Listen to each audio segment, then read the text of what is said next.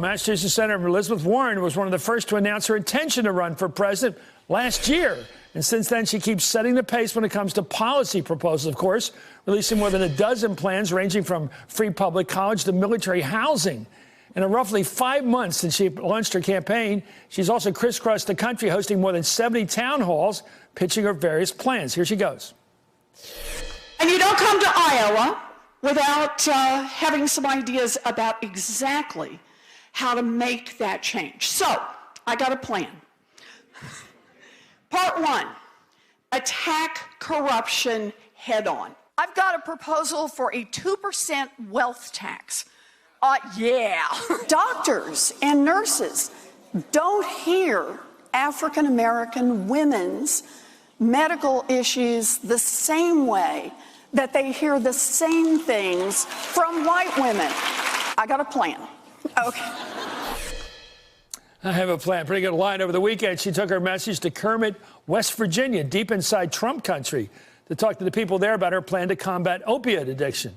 And one place she'll be avoiding, however, is Fox News. Did I say it right? Fox News. In a series of tweets this morning, Elizabeth Warren declined its invitation for a town hall. Nobody turns down television, calling the network a hate-for-profit racket that gives a megaphone to racists and conspiracists and turns us against each other, risking life and death consequences to provide cover for the corruption that's rotting our government and hollowing out our middle class. Well, that covers all the bases. All the talk about her policies has created a small uptick in her standing, leaving her about in the top five, right there with Kamala Harris, about in fourth and fifth place. Third and fourth place, actually. For more, I'm joined by Aisha Moody Mills, Democratic strategist and a fellow at Harvard's Institute of Politics, and Susan Page, Washington bureau chief for USA Today and author of Barbara Bush, The Matriarch. First question. You're a political tout. You don't take sides, but I know you studied the moves. What is the smart thing that Elizabeth Warren is doing right now? I think she's doing something very smart. What do you think it is? Well, she's got a plan, as you may have heard, and you need a plan, although it's not sufficient. It's necessary, not sufficient. And she's also going on a particular theory of the case, which is generate the maximum enthusiasm among the Democratic base, which is what she's doing with the attack on Fox News, as opposed to the other strategy, which would be Democrats should try to win back some of their voters who voted for Trump but voted for Obama before that. Aisha, your sense of what she's doing, because I think it's smart. What do you think? I think it's brilliant. Absolutely. Susan's right. If you think about what happened in 2016, there might have been 7 or 8% of Obama voters who ended up going and flipping and moving over to Trump. But at the same time, there were about 9% of the traditional Democratic voters who turned out for Obama that actually just didn't turn up at all, that just didn't vote.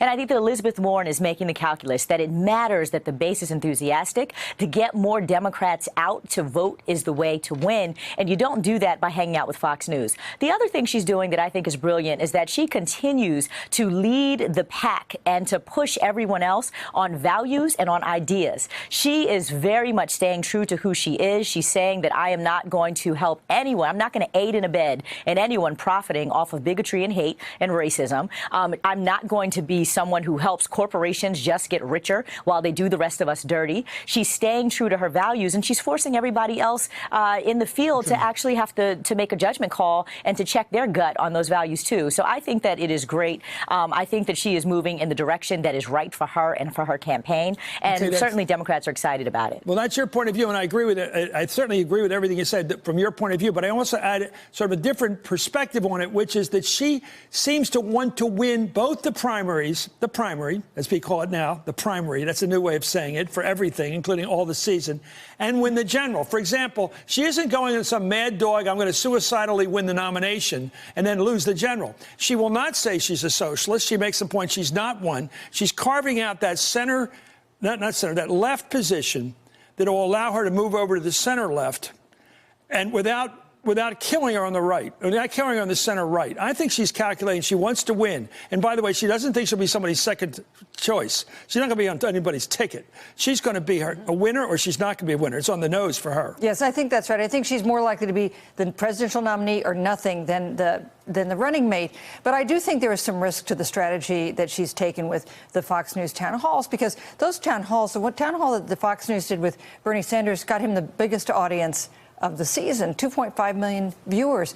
Fox viewers include a lot of people who might be open to an appeal from a Democratic candidate. She doesn't want those voters right now. She doesn't want them right now. In fact, she was fundraising on her stance against Fox this afternoon. It just seems to me that you run some risk of turning off those voters and making it harder and harder to get them back when you want them. You know what's interesting is Kamala Harris, who I think is a great candidate too.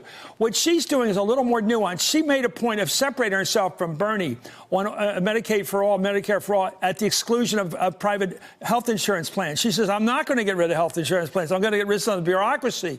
But she's making a point of not going all the way. She's basically supporting, I don't want to put words in her mouth, a public option. That's basically what she says. I want to have a national government-run one, and I'm not going to exclude health care plans by the private sector. What do you think of her strategy right now, Kamala? Well, I would say that I don't think that anyone is winning when they are responding to other people's ideas and other people's plans and trying to critique them. I think Elizabeth's calculus, and I think what other candidates should be doing more of, is to say, I have a plan, here are my ideas, and then to challenge everybody else to coalesce around those or not. I think that, you know, just responding and reacting isn't really helpful and useful. I also just want to add one point, too, while we were on the Elizabeth Warren conversation, is that this idea that somehow being a progressive is anti-capitalist is wrong. I think that the folks in the race who are moving forward progressive ideas are saying these are basic American values. The dignity of work matters. You should be able to take care of your family and work a reasonable amount of hours and not be taken advantage of by corporations. This is not like far left crazy talk. Capitalism. It's America. It's just American values. It's mixed capitalism. We've had this system for years of some mix of socialism and capitalism for our history. Anyway, thank you, Aisha Moody Mills and Susan King. Great having you both on. Hey there, I'm Chris Hayes from MSNBC. Thanks for watching MSNBC on YouTube. If you want to keep up to date with the videos we're putting out, you can click subscribe just below me or click over on this list to see lots of other great videos.